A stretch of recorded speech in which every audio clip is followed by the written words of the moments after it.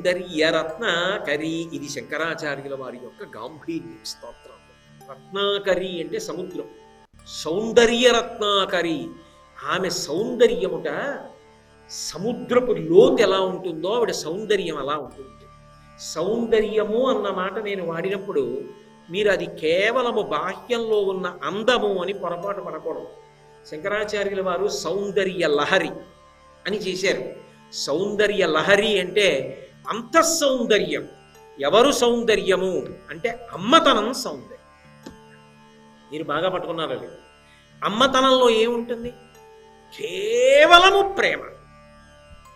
మీరు బాగా పట్టుకోండి నేను అన్నమాట. అమ్మ యందు అందం చూడరు. అమ్మకి బిడ్డ అందంతో సంబంధం లేదు. బిడ్డ అమ్మకి అందము, అమ్మ కొడుకు అందము, అంతే. అమ్మ అన్న మాటకి అందంతో సంబంధం ఉంటుంది. అమ్మతనంలో ఒక ఓదార్పు ఉంటుంది, అమ్మతనంలో ప్రేమ ఉంటుంది, అమ్మతనంలో ఉద్ధరణ ఉంటుంది, పైకెత్తడం. అంతేకాని అమ్మ అందము కాదు. మీరు బాగా పెట్టుకోండి. నువ్వు అమ్మ జగన్మాతవి, అది నీ సౌందర్యం, అది సౌందర్య లహరి. నీ ప్రేమ అటువంటిదమ్మా. అమ్మ ప్రేమ ఎవరి మీద ఉంటుంది? అందరి మీద ఉంటుంది. బిడ్డల మీద ఎక్కువ ప్రేమ ఎవరి మీద ఉంటుంది? ఎవరు అర్భకుడో, ఎవడు దారి తప్పాడో వాడి గురించి అమ్మ ఉపవాసాలు చేస్తుంది.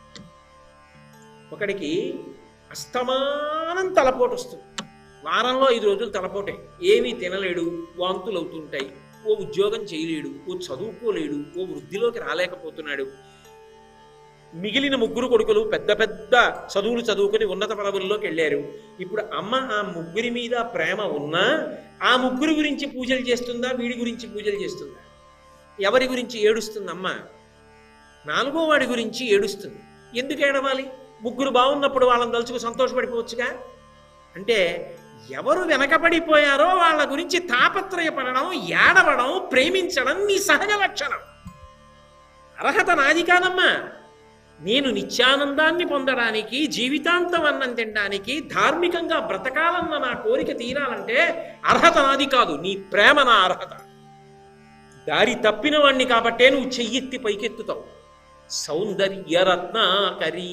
అది ఎంత లోతు నాకు తెలియదు చెప్పడం, నాకు రాదు. అమ్మ ప్రేమనే చెప్పలేని వాణ్ణి జగన్మాత ప్రేమ లోతులు ఎక్కడ చెప్పను? ఆ బ్రహ్మకీట జనని, ఆ తల్లి అనుగ్రహ విశేషం అటువంటి. అంత ప్రేమైకమూర్తివే, అలా అన్నం పెట్టే అమ్మవే, అలా పైకెత్తే అమ్మవే, ఎన్ని శరీరాలు ఇచ్చినా నేను తరించలేకపోతుంటే మళ్ళీ నాకు శరీరం ఇస్తున్నావే, ఇంత శక్తినిస్తున్నావే, ఇలా కాపాడుతున్నావే, అటువంటి నీ ప్రేమకి నేనేమని చెప్పను? అది సౌందర్యము.